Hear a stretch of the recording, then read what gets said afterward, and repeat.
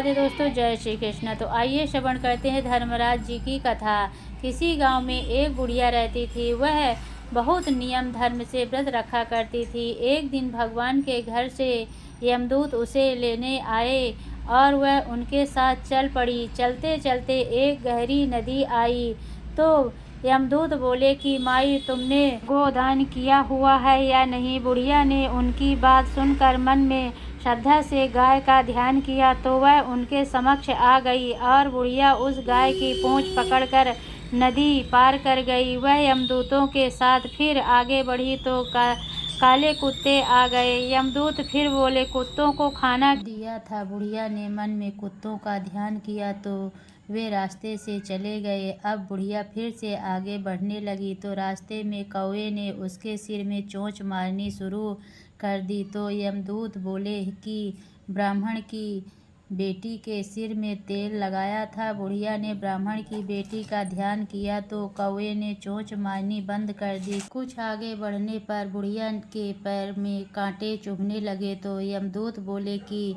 खड़ाऊ आदि दान की है। बुढ़िया ने उनका ध्यान किया तो खड़ाऊ उनके पैरों में आ गए।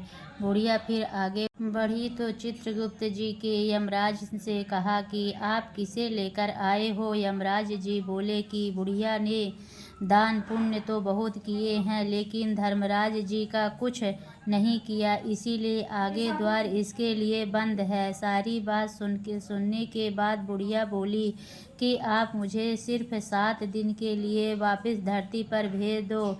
मैं धर्मराज जी का व्रत और उद्यापन करके वापस आ जाऊंगी। बुढ़िया माई वापस धरती पर अपने गांव आ गई और गांव वालों ने उसे भूतनी समझकर अपने दरवाजे बंद कर दिए। वह जब अपने घर गई तो उसके बेटे बहू भी दरवाजे बंद कर के बैठ गए। बुढ़िया ने कहा कि मैं भूतनी नहीं हूँ, मैं तो धर्मराज जी की आज्ञा से वापस धरती पर 7 दिन के लिए आई हूँ। इन 7 दिनों में मैं धर्मराज जी का व्रत और उद्यापन करूंगी जिससे मुझे परलोक में जगह मिलेगी। बुढ़िया की बातों से आश्चर्यचकित होकर बहू बेटे उसके लिए पूजा की सारी सामग्री एकत्रित करते हैं, लेकिन जब बुढ़िया कहानी कहती है तब वह हुंकारा नहीं भरते, जिससे बुढ़िया फिर अपनी पड़ोसन को कहानी सुनाती है और वह हुंकारा भरती है। 7 दिन की पूजा व्रत व उद्यापन के बाद धर्मराज जी बुढ़िया को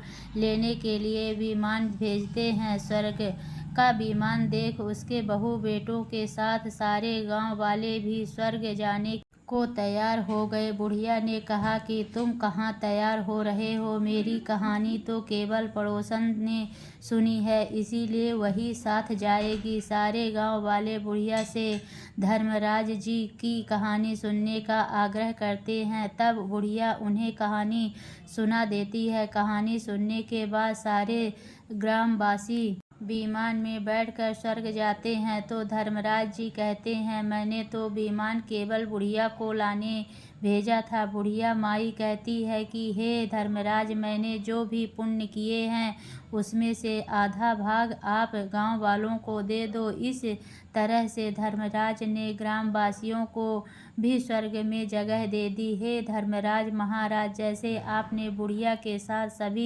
गांव वालों को भी स्वर्ग में जगह दी, उस तरह से हमें भी देना। कहानी सुनकर हुंकार भरने वाले को भी और कहानी कहने वाले को भी जगह देना। धर्मराज महाराज जी की जय। यमराज महाराज की जय हो।